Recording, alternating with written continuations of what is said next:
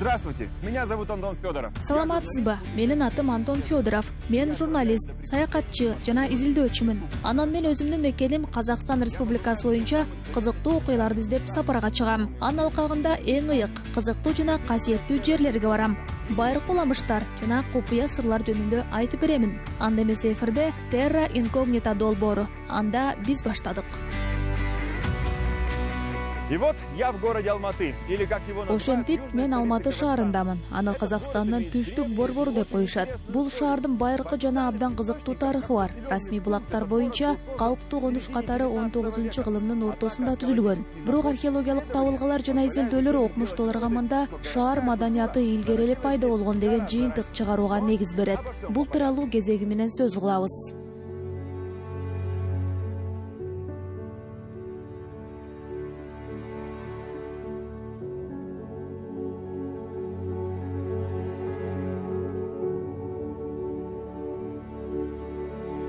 Вот это место является одним из самых важных и ярких в Бул жер Казакстандын археологиялык тарыхындагы эң маанилүү жана көрүнүктүү жайлардын бири. Ал Исик дөөлөрү деп аталат. Жана Алматыдан автоунаа менен 30 мүнөттүк аралыкта жайгашкан. Мында 50 жыл мурда табылган көрүстөн дүйнөлүк археологияга чыныгы сенсация жараткан. Элестетип көрүңүз, мында 2,5 миң жыл илгери адамдар жашаган жана жогорку өнүккөн цивилизацияга ээ болушкан.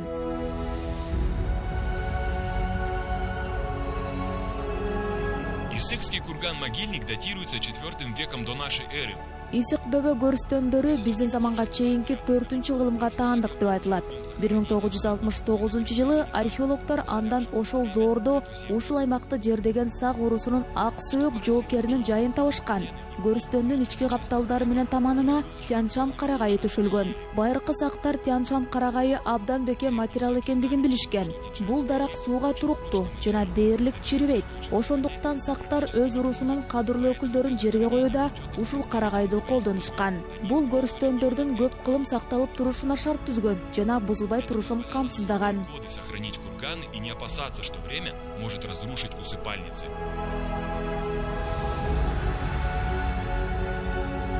Если осмотреться вокруг, то можно увидеть, что Тянь-Шаньская... Эгерде айлана чөйрөгө көз чаптырсак, бул аймакта Тянь-Шань карагайы өспөй тургандыгын көрөбүз.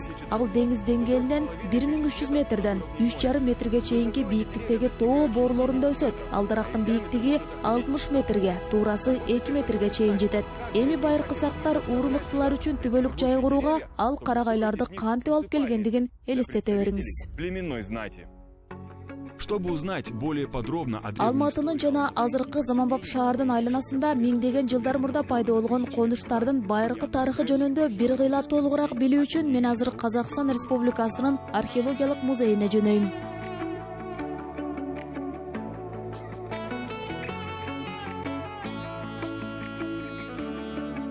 Само здание Академии наук в Алматы является... Алматыдагы Илимдер академиясынын имараты шаардын ажайып жайларынын бири. Оно расположено в исторической части города. Во времена существования Советского Союза... Ал каланын тарыхый борборунда жайгашкан. Советтер Союз убагында Алматы 70 жылдан ашык Казакстандын борбору болуп турган. Жана мында советтик мурастар, монументалдык архитектуралык курулуш түрүндө абдан көп сакталып калган. Академия наук была основана... Илимдер академиясы 1946 жылы дүйнөлүк экинчи согуш бүтөөрү менен түзүлгөн. Ал кезде Советтер Союзуна 5 жылдык согуштан бөлүнгөн өлкөнү калыбына келтирүү үчүн зор көлөмдүү ресурстар керек болгон. Анан Казакстан Илимдер академиясы республика аймагындагы пайдалуу ген байлыктарды изилдөө милдетин өзүнө алат. Казакстан коомунун экономикалык, социалдык жана рухий өнүгүү маселелери менен алектенет.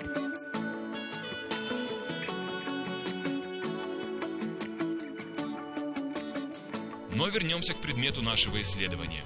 Здесь, в археологическом музее... Бирок азыр өзүбүздүн изилдөө максатыбызга кайрылалы. Мында Казакстан Илимдер академиясынын археологиялык музейинен мен Исик дөөлөрүндөгү таң калыштуу табылга жөнүндө көбүрөөк билүүгө аракет кылам. Улуттук Илимдер академиясынын археологиялык музейи 1973 жылы ачылган. Анын көргөзмө экспозициясы байыркы доордон орто кылымдарга чейинки мезгилдеги Казакстандын өнүгүү тарыхы жөнүндө айтып берет. Көрүүчүлөр мында мамлекеттин салттуу жана маданий мурастары менен тааныша алышат. Наследием страны.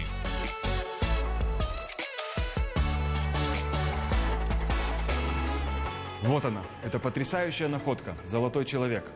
Как утверждают ученые, Мына бул экспонат абдан баалуу, алтын киши табылгасы. Окмуштуулар ишендирген боюнча, көрүстөндөн табылган сырт кийим сактардын ак сөөк жоокерине же падыша үй бүлөсүнөн чыккан кишиге таандык. Анын кийиминде 4 килограмм таза алтын жана 4000ден ашык кооздук асыл таштар болгондугу изилдөөчүлөрдү таң калтырган. Бул Алматы аймагында 5000 жыл мурда жашаган адамдар тоо-кен ишин дагы жакшы билишкендигин жана алар алтын өндүрүүнү жана андан көркөм буюмдарды жасай алышкандыгын түшүндүрөт. Дагы жакшы, алтын кишинин бою орточо экен. Анткени мага 2 эсе көп алтын коротууга туура келмек. Укмуштуу табылган.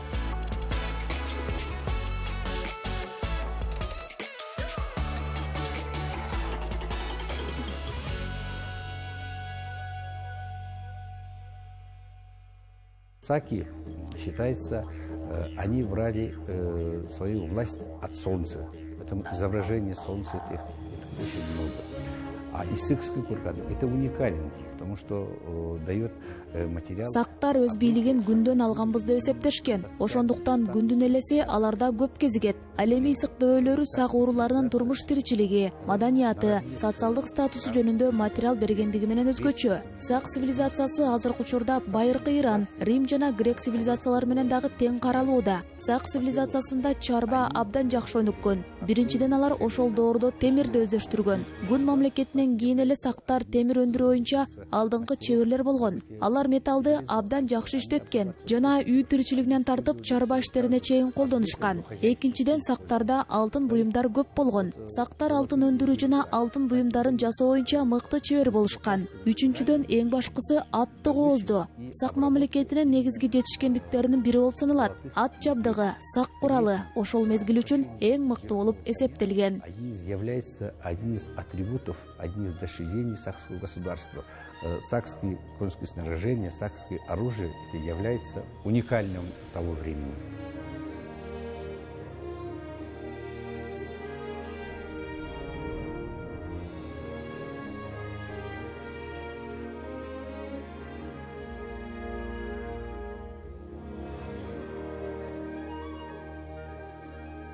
Золотой человек стал символом духовного... Алтын киши Казакстандын рухий кайра жаралуусу жана көз карансыздыгынын белгиси болуп калды. Анын көчүрмөсү өлкөнүн КМШ менен Европа мамлекеттеринин бардык музейлеринде бар. Центральную площадь в Алматы украшает монумент... Алматынын Борбордук аянтын Илбирс минген сак жоокери турган көз карансыздык эстелиги кооздоп турат. Стелланын бийиктиги 28 метрге жетет. Управляющий снежным барсом... Илбирсти баш ийдирген алтын киши бүгүн Алматы шаарынын символу жана анын сүрөтү Казакстан президентинин штандарттарына дагы түшүрүлгөн.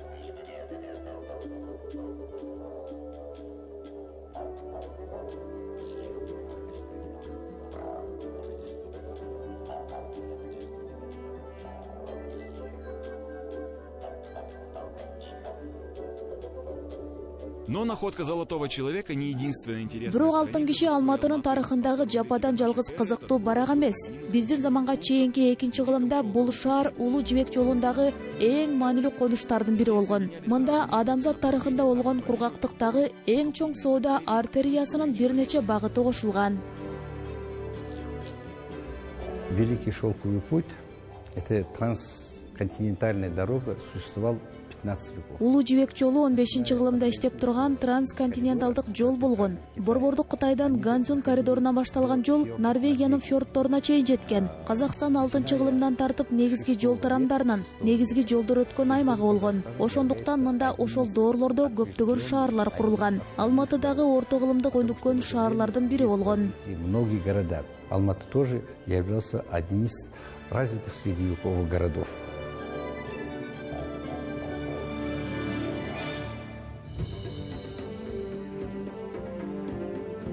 Этап развития Алматы во время существования... Улуу Жибек жолунун мезгилинде Алматы шаарынын өнүгүү баскычын шаардын өзүнүн түзүлүшү жана калыптанышы менен дагы мүнөздөгү болот. Ал биздин замандын 8-9 кылымдын аягына туура келет.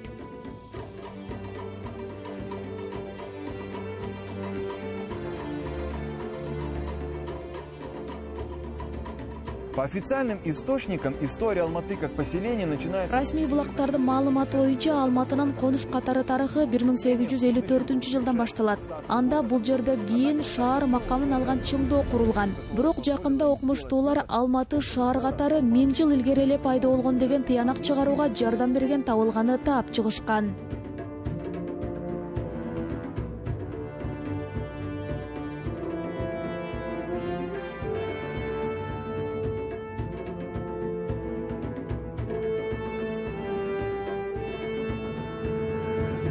Бул тыйынакчылар азыркы мегаполистин аймагында табылган жана чакан кенчтин бир бөлүгү болгон. Бул монеталарга байыркы Алматы шаарынын аты чегилген. Ал акчалар 13-кылымга таандык болуп чыккан. Ошентип бул табылга окумуштууларга Алматы шаар катары 1000 жыл мурда эле өнүгү баштаган деген жыйынтык чыгарууга мүмкүндүк берди. Монеты когда-то были в ходу на территории древнего... Монеталар бир кездерде азыр өлкөнүн улуттук коопсуздук комитетинин аскер окуу жайынын аймагында жайгашкан байыркы шаардын чегинде жүгүртүлүп турган.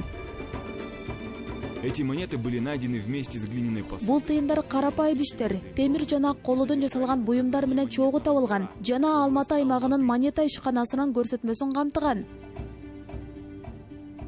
Ученым оставалось только определить... Окумуштууларга тыйындын жашын аныктоо гана калган. Серепчилер аларга 1000 жыл болгондугун аныкташкан. Ошондуктан Алматы 2016-жылы өзүнүн 1000 жылдыгын майрамдады.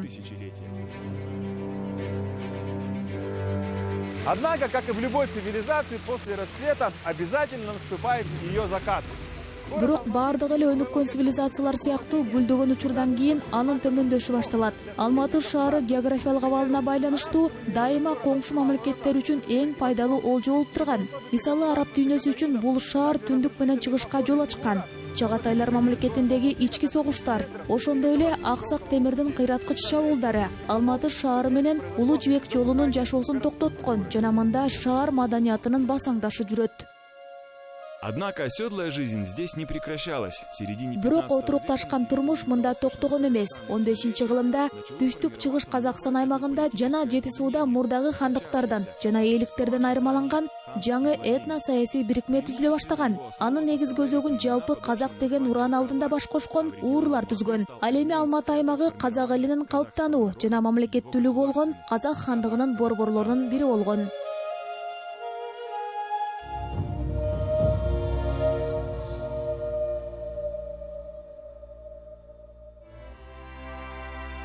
Алматы поистине уникальный город. Он расположен в живописном... Алматы чындыгында өзгөчө шаар. Ал Улуу Тянь-Шань тоо этегиндеги кооз жерде жайгашкан. Жайкысын кар каптап жаткан тоолорго дүйнө жүзүнөн келген туристтер дагы таң калышат.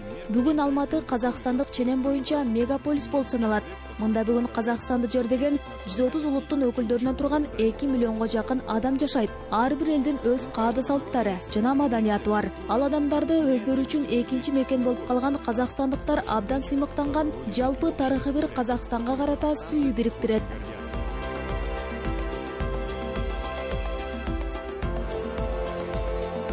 Алматыдагы эң кызыктуу жана ыйык орундардын бири 28 Баатыр Панфиловчулар атындагы паркы.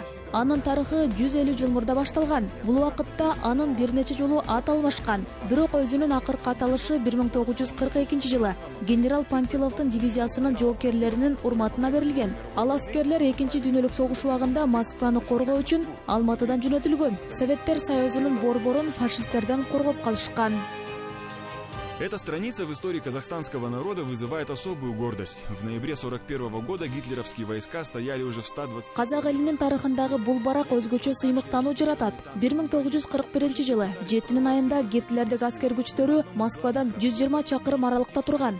Бул фронтто айыгышкан танкалык беттешүүлөр жүрөт. Фашисттер коргонуну бузуп өтүп Москваны басып алууга аракет кылышат. Бирок негизги кире бериш жолдордун биринде айыгышкан согушта 50 танктын 18-ин талкалаган 28 жоокер турган. Бул салгылаш жалпы 2-чи дүйнөлүк согуштун жүрүшүндөгү эң чоң бурулуш учуру болуп калат.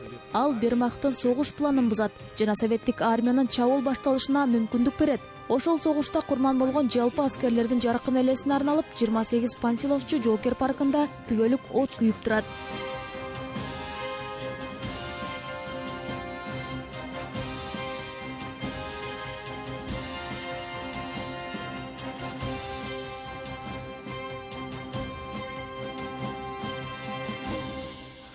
Прогуливаясь по парку 28 героев Панфилов... 28 Баатыр Панфиловчулар атындагы паркта сейилдеп жүрүп, сиз Алматыдагы эң кооз имараттардын бири Вознесенский кафедралык чиркөөсүнө туш келесиз. Ал мындан 100 жыл илгери курулган. Имарат бир дагы мыгы жок, жалаң жыгачтан тургузулган.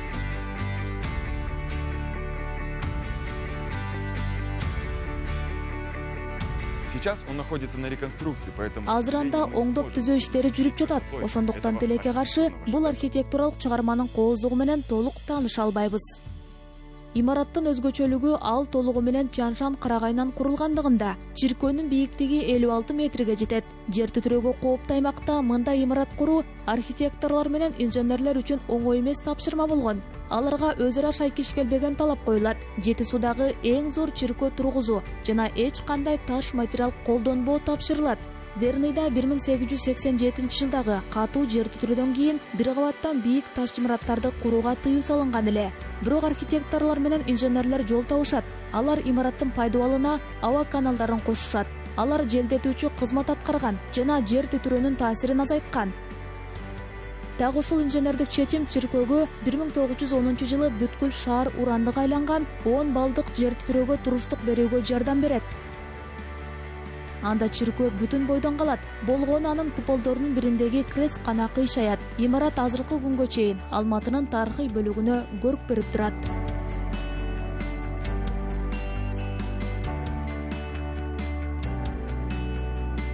Эта улица называется Жибек. Бул көчө Жибек жолу деп аталат. Ал улуу Жибек жолунун урматына аталган.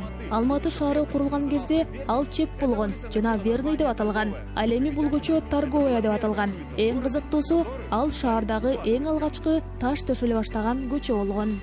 Улица Жибек жолы в Алматы пешеходная, точнее... Алматыдагы Жибек жолу көчөсүнүн бир бөлүгү жөө адамдарга арналган. Көчөнүн өзү шаардын тарыхый бөлүгүндө жайгашкан. Мында дайыма элдер көп болот. Ошондуктан бул көчөнү бойлой соода үйлөрү, бутиктер жана түрдүү дүкөндөр салынган. Мында жаштар фестивалдары жана флешмоб иш-чаралары өтүп турат. Алматылыктар бул көчөнү Москванын тарыхы жана маданий зор мааниси бар Арбат көчөсү менен салыштырып, Арбат деп дагы атап коюшат. Алматынын Жибек жолу көчөсү көркөмөнөр жана маданият өкүлдөрү, сүрөтчүлөр, музыканттар, акын жазуучулар, артисттер жана интеллигенция жаатындагы кызматкерлер чогулган орун дагы болуп саналат. Алматинский Арбат славится своими картинами. Здесь художники выставляют авторские полотна. Алматылык Арбат өзүнүн сүрөттөрү менен дагы атактуу. Мында сүрөтчүлөр шаар көрүнүшү, табигый пейзаждар, натюрморт жана башка сүрөт тартылган автордук эмгектерин коюшат. Бирок мени жеке жылкы сүрөттөрү кызыктырды. Казак маданиятында жылкы негизги орунда турат. Байыркы доорлордон бери жылкы бир гана унаа эмес, ээси менен согуштарга катышкан чыныгы дос дагы болгон. Анан албетте ачарчылык жылдары аттар казак элин ачкачылыктан сактаган. Адам бул касиеттүү жана күчтүү жаныбардын алдында көп карыздар. Менде бир ой пайда болду. Азыр мен тааныштыра турган киши сиздерге дагы жагат болуш керек деп ойлойм.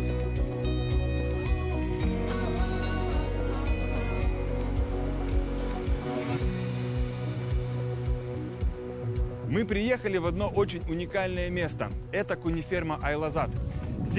Биз азыр эң сонун жайга, Айлазат жылкы фермасына келдик. Мында дүйнөдөгү эң байыркы жылкы тукумдарынын бири Ахал Текин жылкысы өстүрүлөт. Бул тукумдун жаш курагы 4000 жылдан улуу. Ал эми санжырасы Түркменистандан башталат. Дагы бир кызык жагы Ахал Текин жылкыларын канаттуу аттар же асман аргамактары деп аташкан. Бул Ахал Текин аттары катуу жүгүрүп бара жатканда анын туяктары жерге таптакыр тийбегендей сезим калтырганга байланыштуу ушундай аталыштар келип чыккан. Ал 19-кылымда Улуу Британия ханышасы бул жылкыны өз өлкөсүнө алып келүү үчүн атайын экспедиция жөнөткөн.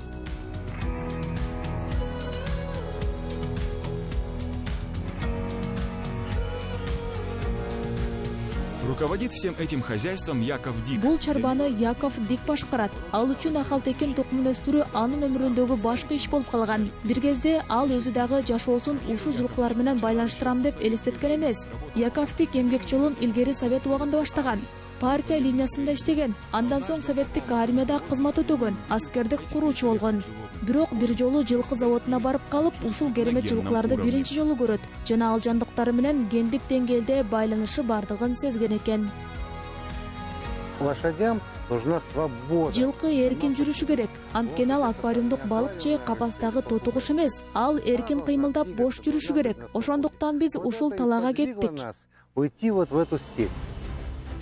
Вокруг лошадей породы Ахал-Теке ходят множество легенд, большинство из которых правдивы. Ахат-Теке жылкылары тууралуу көптөгөн уламыштар бар. Алардын көпчүлүгү чындыкка жакын. Бул жылкы тукумунун тарыхы байыркы мезгилге барып такалат. Анда Орто Азияны жердеген Иран түлделдер башкалардан күчтүүлүгү жана сулуулугу боюнча артыкча болгон жылкы тукумун чыгара баштаган. Аларда чыныгы жылкы сыйынуу дагы болгон. Асман аргымактары жөнүндө эскерүүлөр биздин заманга чейинки 2 кылымдагы байыркы Кытай булактарында табылган. Ошол кезде эле бул жылкы тукумун кудайлар минип жүргөндүгү дагы айтылып келген. Арымы, чуркагандагы сулуулугу, учкаяктыгы жана чыдамкайлыгы боюнча аларга теңдеш жылкы жок болгон. Жылкы баалаган бардык саяпкерлер анын ичинде коңшулаш жана алыс элдер ушул бүлүктөрдөн кымбат товар жана баалуу белек жок деп эсептешкен. Байыркы доорлордогу жылкы өстүрүү боюнча грек жана рим тарыхчыларынын айткандары боюнча бирдиктүү пикир түзүүгө болот. Геродот Мидияда Несей жайыгы бар. Анда кереметтүү аттар багылат деп жазган. Несей деп ал Ирандын түндүгүндөгү Түркмөнстан менен чектеш азыркы Нишапур түздүгү белгиленсе керек. Башка авторлор Несей аргымактары дүйнө боюнча эң күчтүү болгонун, аларды Персия падышалары мингендигин дагы айтып келишет. И на них ездили персидские цари. Характер, как и у людей. Она может быть и бесконечно добрая, может быть и бесконечно стерва. Ошондуктан биз асыл тукумдуулугу жана сулуулугунан тышкары аттардын мүнөзүнө карап дагы тандайбыз. Анткени мүнөз кулунга энесинен өтөт. Тукум атасынан тартат. Кыялы энесиникине окшошот. Ошол себептүү ушундай тандаганга аракет кылабыз. Спортко колдонулган аттын мүнөзү жоош жана кыялы жакшы болушу керек. Лошадь, которая участвует в спорте, она должна быть добронравной. Ошондо бул аттар дагы спортко катышабы? Албетте, ансыз кайдан болсун. Бир жылда республика чемпиондугун өткөрөбүз. Андан тышкары Ташкентте өтүүчү Түркстан жылдызы чемпионатына катышабыз. Звезда Туркестана, это в Ташкенте проводится.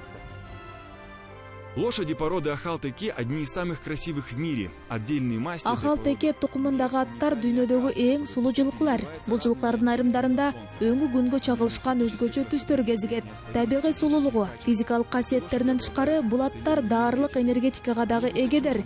Жылкы негизи өз ээсин сезе билет. Андыктан көп элдердин тарыхында аттар жөн гана унаа жана чарба боюнча жардамчы гана эмес, андан дагы жогорку даражада бааланган. Она отличалась тем, что она мгновенно набирает скорость и уходит, мгновенно. И потом она может обходиться пучком сена, который... Ахал-Текин жылкысы көзүрмемде катуу чуркаган учкаяктыгы менен айырмаланган. Аларга өзү менен кошала жүргөн бир боо чөп жетет жана сууну дагы аз-аздан ичишет. Башка аттар мындай чыдай албайт. Ал эми бул жылкылар кишидеги бардык жүктү, терс энергияны тартып алат. Бул абдан бекем ишенем. Атүгүл сен кандай чарчасаң дагы, кайдан келсең дагы, ушул аттардын жанына келсең, башың же башка ооруган жерлериң басылып калат. Кадимкедей өзүңө келе түшөсүң. Даже какой бы ты уставший, откуда бы ты ни приехал, как бы ни ты пришел, ты подойдешь к этой лошади, и у тебя перестает болеть голова, перестает все остальное, и ты просто возвращаешься к жизни. Илгертеден казактарга жылкы үйүрлөрүн багууга тас тайгандары жардам берген. Бул аңчы иттер тукуму майда жандыктарды өз алдынча кармай алат. Аталган жандык чөлдү аймактарда ит агытып аңчылык кылууга багытталган. Алар абдан чыдамкай жана узакка чуркап жүрө алышат. Тас тайганы менен аңчылык кылуу казак элинин маданияты менен тарыхынын бир бөлүгү. Мына ушул жылкы фермада дагы ушундай тукумдагы иттер бар. Это собака тазы.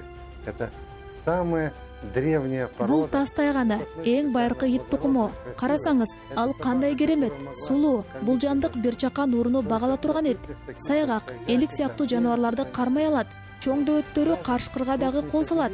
Бул боз үйгө кирүүгө уруксат берилген, нандын жакшы кесими берилген жалгыз ит тукуму. Анткени алар дагы элди баккан. Лучший кусок хлеба, потому что она кормилась.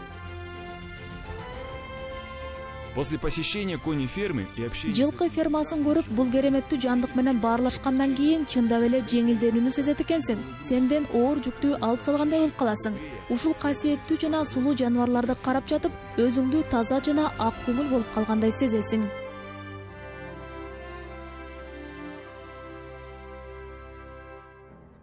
Ну а мы едем дальше. Ал эми биз андан ары Алматы шаары менен таанышууга сапарыбызды улантабыз. Мен сиздерге шаардын тарыхында биринчи жолу коомдук көңүл ачуу жай болгон орунду көрсөткүм келет.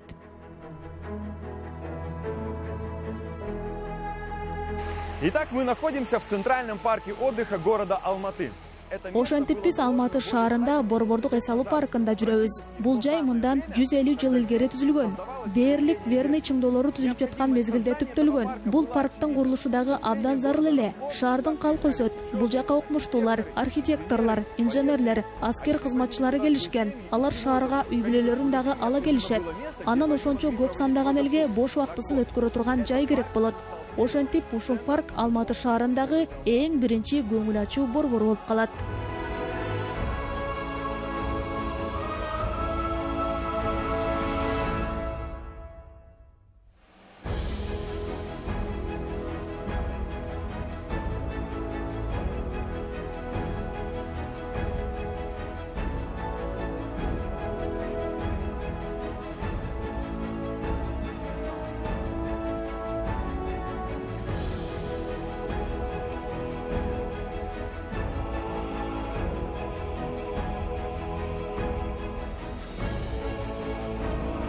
Изначально этот парк планировался как природный оазис.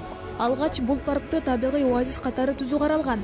Бул гүлбактын куручусу, багбан окумуштуусу Криштапенко башында жалбырактуу жана ийне жалбырактуу бак тарактарды отургузат.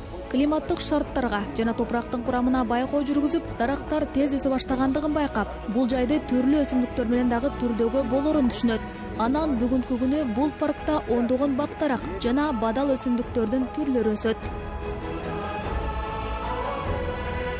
Благодаря своей красоте и обильно цветущей... Өзүнүн сулуулугу жана гүлдөгөн өсүмдүктөрдүн көп түрдүүлүгү менен бул парк жашоочуларынын сүйгөн жайына айланган. Бул жайдын белгилүү болушу менен ар түрдүү көңүл ачуу жайларын түзүү зарылдыгы келип чыгат. Убакыттын өтүшү менен мында чакан бий аянтчасы курулат. Андан соң буфеттер, ашканалар түшөт. Башка стол үстүндөгү оюндар үчүн баарлашуу жайлары жана боз үйлөр орнотулат. Кийинчерээк бөлмө түзүлөт.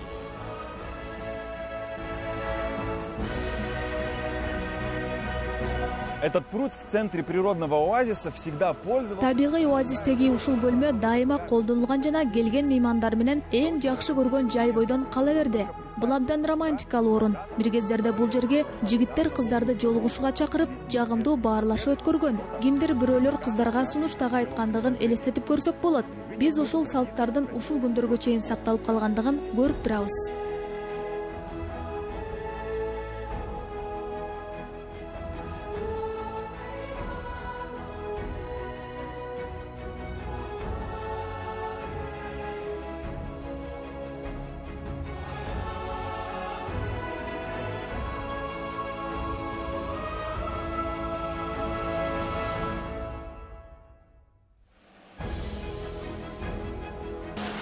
Центральный парк отдыха города Алматы... Алматы шаарындагы Борбордук эс алуу паркы балдар үчүн накта бейиш. Мында бардык табитке ылайык көңүл ачуу жана кызыктуу жайлар бар. Анан албетте мен дагы бала чакты эске салуу мүмкүндүгүн колдон чыгарбайм.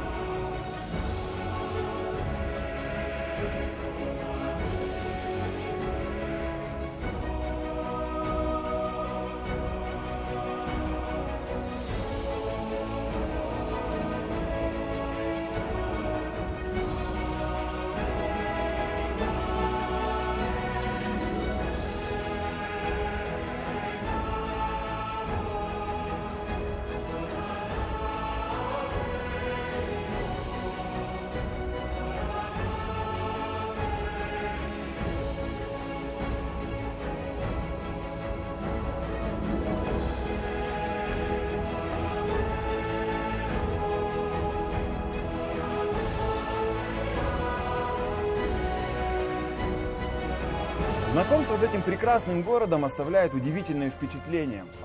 Ушул эң керемет шаар менен таанышуу жакшы таасир калтырат. Алматы конокторду өзүнүн тарыхы, маданияты жана албетте жашаган адамдары менен дагы таң калтырат. Бул шаарга кайдыгер мамиледе калуу дагы мүмкүн эмес. Бул Terra Incognita долбоору. Менин атым Антон Федоров. Кийинки серияда мен ушул таң калыштуу жана кооз Алматы шаары тууралуу баянымды андан ары улантамын.